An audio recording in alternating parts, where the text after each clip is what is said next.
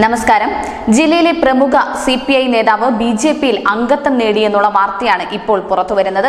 കഴിഞ്ഞ ദിവസം വോട്ടുകൾ പിടിക്കാൻ ക്ഷേത്ര ദർശനം നടത്തണമെന്നുള്ള തോമസ് ഐസക്കിന്റെ ആഹ്വാനത്തിന് പിന്നാലെയാണ് CPIയിലെ ഈ കൊഴിഞ്ഞുപോക്ക്. CPI തച്ചമ്പാറ ലോക്കൽ സെക്രട്ടറിയും ജില്ലാ കൗൺസിൽ അംഗവുമായ ജോർജ് തച്ചമ്പാറയാണ് സഹപ്രവർത്തകർക്കൊപ്പം BJPയിൽ ചേർന്നത്.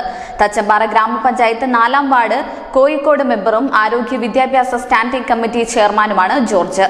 സംസ്ഥാന അധ്യക്ഷൻ K. സുരേന്ദ്രൻ ജോർജ് തച്ചമ്പാറയെയും സഹപ്രവർത്തകരെയും ഷാളണിയിച്ച് സ്വീകരിച്ചു. കഴിഞ്ഞ 25 വർഷമായി പൊതുപ്രവർത്തന രംഗത്തുള്ളയാളാണ് ജോർജ് തച്ചമ്പാറ. LDF ഭരിക്കുന്ന തച്ചമ്പാറ പഞ്ചായത്തിൽ ജനക്ഷേമ പ്രവർത്തനങ്ങൾ നടക്കുന്നില്ലെന്നും മുന്നണിയിലെ പ്രശ്നത്തെ തുടർന്നാണ് രാജിയെന്നും ജോർജ് പറഞ്ഞു.